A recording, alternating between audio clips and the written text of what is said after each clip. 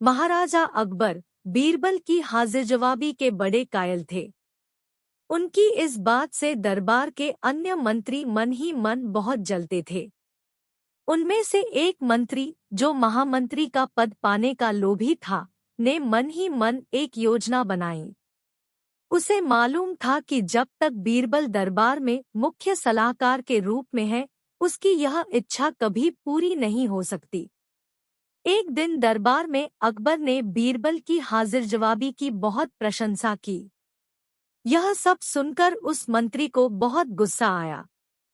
उसने महाराज से कहा कि यदि बीरबल मेरे 3 सवालों का उत्तर सही दे देता है, तो मैं उसकी बुद्धिमत्ता को स्वीकार कर लूंगा, और यदि नहीं तो इससे यह सिद्ध होता है कि वह महाराज का चापलूस है।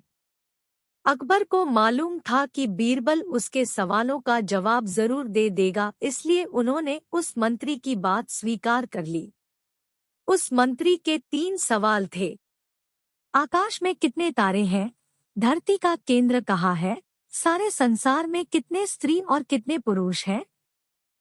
अकबर ने फौरन बीरबल से इन सवालों के जवाब देने के लिए कहा और शर्त रखी कि यदि वह इनका उत्तर नहीं जानता है तो मुख्य सलाहकार का पद छोड़ने के लिए तैयार रहे।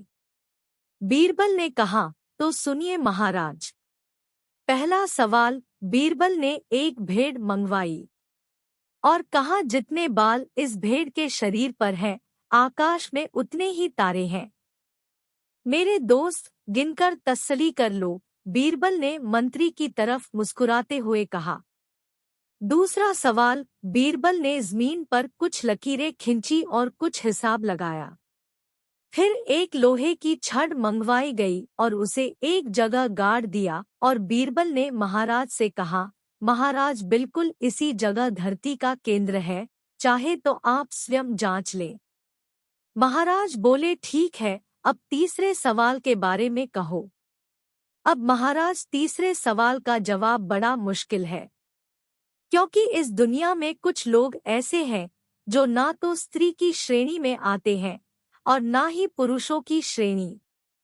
उनमें से कुछ लोग तो हमारे दरबार में भी उपस्थित हैं, जैसे कि ये मंत्री जी। महाराज, यदि आप इनको मौत के घाट उतरवा दे तो मैं स्त्री पुरुष की सही संख्या बता सकता हूँ। अब मंत्री जी सवालों का जवाब छोड़कर थर-थर कांपने लगे और महाराज से बोले, महाराज बस मुझे मेरे सवालों का जवाब मिल गया। मैं बीरबल की बुद्धिमानी को मान गया हूँ।